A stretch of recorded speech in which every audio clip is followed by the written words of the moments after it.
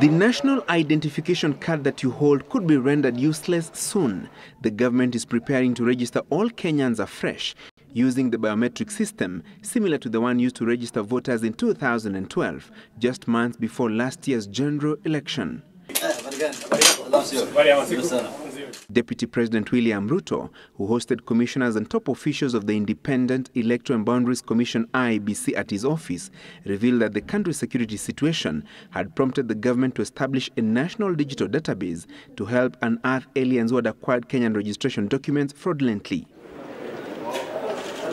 The Ministries of Information, Communication and Technology and Interior and Coordination of National Government will spearhead the fresh registration exercise that will capture biometric details of all persons living in the country, land ownership, establishments and assets. The government has identified disparities in the number of people registered at birth, those registered as voters, as well as those registered by key statutory bodies such as the Kenya Revenue Authority, the National Social Security Fund, and the National Health Insurance Fund (NHIF).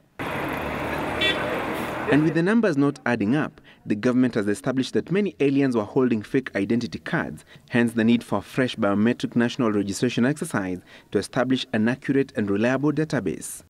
IEBC will be involved in the fresh national digital registration due to its expertise and experience in registering voters electronically ahead of last year's general election.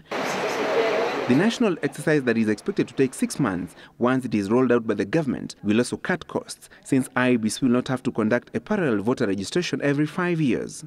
And as the government prepares to register Kenyans afresh, the operation to weed out aliens continues in various parts of the country. 20 Somali nationals out of the 59 suspects being held at the Jomo Kenyatta International Airport Police Station are expected to be deported tomorrow. 36 suspects who claimed they were heading to the Kakuma refugee camp were arrested in Naivasha and are expected to be arraigned in court tomorrow. 10 suspects were arraigned in a Mombasa court and charged with being in the country illegally. There were 5 Chinese nationals, 3 Eritreans, 1 Somali and 1 American national.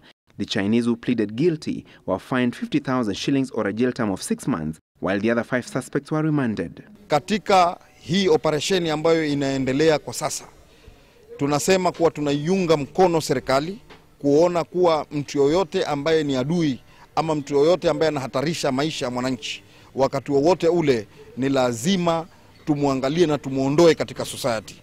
Francis Gachuri, Public First News.